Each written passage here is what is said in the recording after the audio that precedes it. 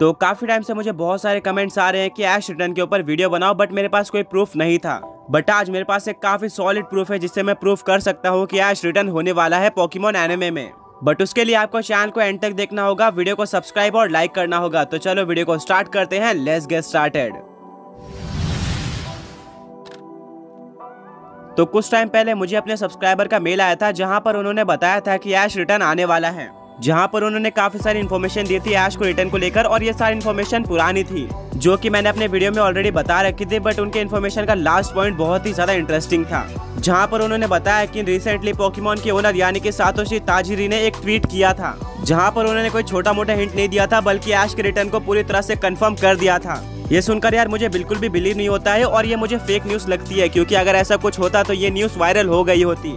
But इसके बाद उस सब्सक्राइबर ने मुझे प्रूफ की तरह एक स्क्रीनशॉट भी भेजा जहां पर सच में सातोशी ताजिरी का ट्वीट था। ये ट्वीट जुलाई 27, 2024 में हुआ था 2:07 पर। और जैसा कि आप लोग यहाँ पर नाम या फिर टैग में देख सकते हो, ये ट्वीट सातोशी ताजिरी का ही है। उन्होंने लिखा था, get ready Pokemon trainers, I am sure you have not given up, Ash is returning in the new series, will be streaming on 1 सितंबर। इस ट्वीट के ऊपर 133 रीट्वीट आए थे और 820 लाइक्स आए थे, जिसको देखकर मैं पूरी तरह से शॉक रह गया, क्योंकि ये ट्वीट सच में रियल था और इससे कंफर्म हो जाता है कि ऐश का रिटर्न डेफिनेटली जल्दी होने वाला है न्यू सीरीज में। हाँ, ऐसा कोई ट्वीट पूरे ट्विटर पे देखने को नहीं मिलेगा, और जो चीज इसको और भी ज्यादा फेक साबित करती है वो ये है कि सातोशी ताजिरी का ट्विटर पे कोई भी अकाउंट नहीं है। हाँ, ये अकाउंट पूरी तरह से फेक है।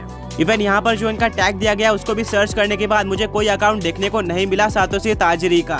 मैं ऐसा चाहता तो नहीं था, बट अनफॉर्चुनेटली एक फेक ट्वीट निकला और किसी ने इसको एडिट करके बनाया है, और काफी सारे लोगों ने इसके ऊपर भरोसा भी कर लिया था क्योंकि ये ट्वीट बहुत ज्यादा प्रोफेशनल लग रहा है। तो हाँ, एंड में ये पॉइंट फेक है। इसके अलावा मुझे एक और प्रूफ देखने को मिला था जो कि मेरे सब्सक्राइबर ने ही भेजा था।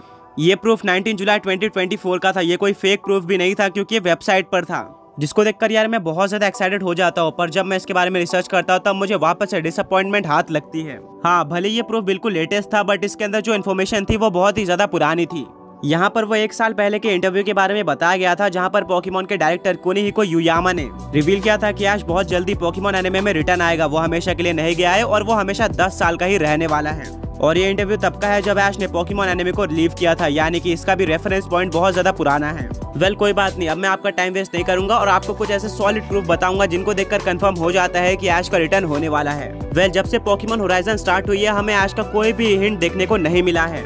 इवन ऐसे कैरेक्टर जो कि ऐश को जानते हैं वो भी हमें नहीं दिखाए जाते हैं, नर्स जॉय और ऑफिसर जेनी को छोड़कर। बट पोकेमॉन होराइजन्स में कुछ टाइम पहले हमें एक ऐसा कैरेक्टर देखने को मिला था जिसको ऐश पहले से ही जानता था। हाँ, आपको पोकेमॉन जर्नीज का वो एपिसोड तो याद होगा जहाँ पर ऐश, गो और पिकाचू एक वाइल्ड एरिया में होते हैं एंड वहाँ पर उनको ग्रूकी का एवोल्यूशन यानी कि थ्वैकी देखने को मिलता है। उसको अट्रैक्ट करने के लिए वो लोग एक करी बनाने का सोचते हैं, बट प्रॉब्लम ये थी कि उनके पास करी इंग्रेडिएंट्स नहीं थे। बट आगे जाकर उनको ये कैरेक्टर देखने को मिलता है जो कि अपने आप को एक वाइल्ड एरिया इंग्रेडिएंट्स वेंडर बताता है, यानी कि वाइल्ड एरिया में इंग्रेडिएंट्स बांटता था। इसका नाम वगैरह रिवील नहीं किया जाता है, पर एपिसोड में ऐश, गो और इसकी काफी अच्छी फ्रेंडशिप बन जाती है। आप लोग इस पोकेमॉन ट्रेन को याद रखो और अब फास्ट फॉरवर्ड करते हैं पोकेमॉन जर्नी से पोकेमॉन होराइजन्स में, जहां पर लीको, रॉय और उसके फ्रेंड्स होते हैं एक वाइल्ड एरिया में और वहां पर वो कैरेक्टर से मिलते हैं।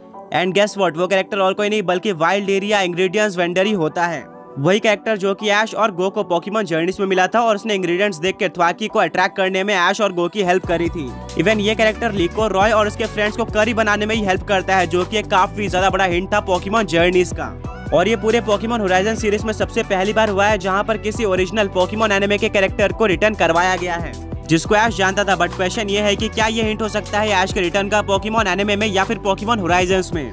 वेल हाँ, ये काफी बड़ी चीज है कि हमें एक पुराना कैरेक्टर पोकेमॉन होराइजन सीरीज में देखने को मिला है, यानी कि पोकेमॉन क्रिएटर्स पूरी तरह से पुराने सीरीज को इग्नोर नहीं कर रहे, वो कुछ ना कुछ हिंट दिए जा रहे हैं। एंड अगर लीको और रॉय इस वाइल्ड एरिया इंग्रेडिएंट वेंडर से मिले थे तो इसका मतलब ये भी है कि वो लोग किसी ओरिजिनल रीजन या फिर गला रीजन में ट्रैवल कर रहे हैं, जहाँ पर ऐश के मिलने के चांसेस बहुत ज्यादा हैं। Pokemon name to be Pokemon master के लास्ट एपिसोड में कंफर्म हो गया था कि ऐश अभी भी ट्रैवल कर रहा है, तो वो किसी भी पॉइंट पे रिटर्न आ सकता है। और ऐसा भी हो सकता है कि लीको और रॉय डायरेक्टली ऐश से मिल जाए। हो सकता है कि ऐश उनको एक कैरेक्टर की तरह ना मिले बल्कि वो एक पोकेमॉन मास्टर की तरह मिलेगा, जहाँ पर लीको और रॉय ऐश से इंस्पायर होंगे और वो एक वर्ल्ड चैंपियन को देखकर इंप्रेस हो जाएंगे, क्योंकि ऑब्वियसली करंट टाइम पे पोकेमॉन वर्ल्ड चैंपियन पूरे पोकेमॉन वर्ल्ड का सबसे ज्यादा बड़ा टाइटल है। और अगर लीको और रॉय एक वर्ल्ड चैंपियन से नहीं मिलते हैं तो ये बिल्कुल भी सेंस नहीं बनाएगा। ऑल्सो अगर पोकेमॉन होराइजन्स में हमें ऐश का एक छोटा सा भी कैमियो देखने को मिलता है तो ये बहुत ही ज्यादा बड़ा बूस्ट देगा पोकेमॉन होराइजन सीरीज को। इसके व्यूअर भी इंक्रीज हो सकते हैं, तो पोकेमॉन क्रिएटर्स ये जरूर चाहेंगे कि वो ऐश का एक कैमियो कराए। और ऐसा भी कहा जाता है कि ऐश, लीको और रॉय सभी लोग एक ही टाइमलाइन में हैं क्योंकि वो सेम कैरेक्टर से मिले थे सेम जगह पर। एंड अगर ऐश और लीको एक सेम टाइमलाइन में है तो इसका यूज करके हम थियरी बना सकते हैं।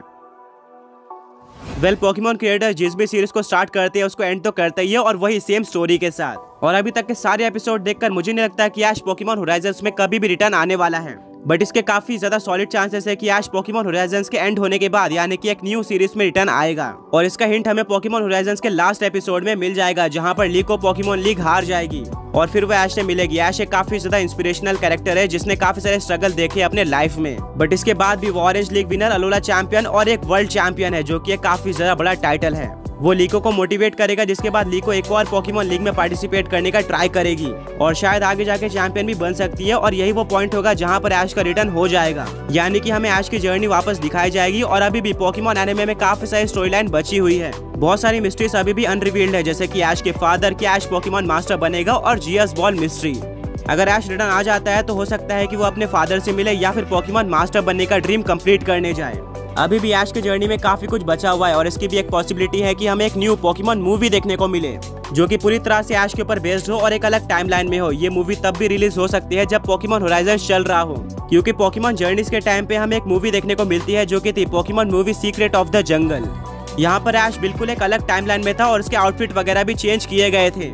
ये पोकेमॉन जर्नीज वाला ऐश नहीं था। और यहाँ पर वो कोको और जरूर से मिलता है, जो कि एक मिथिकल पोकेमॉन है, जिससे पता चलता है कि अभी करंट एनिमे और करंट मूवी दोनों में कोई भी रिलेशन नहीं है, वो अलग अलग है। तो हाँ, ऐसा हो सकता है कि पोकेमॉन होराइजन्स के चलते हुए हमें एक न्यू मूवी देखने को मिले जहाँ पर ऐश हो और वो डिफरेंट टाइमलाइन में हो। यही सारी थियरीज थी जो कि मैंने बनाई थी। तो गाइस यही था आज के इस वीडियो में। अगर आपको वीडियो पसंद आई है तो लाइक करना मत भूलना, साथ में चैनल को सब्सक्राइब करके बेल नोटिफिकेशन को ऑल पे सेट कर देना। एंड हाँ, दोबारा मिलेंगे एक और ऐसे ऑसम वीडियो के साथ। Until then, peace out.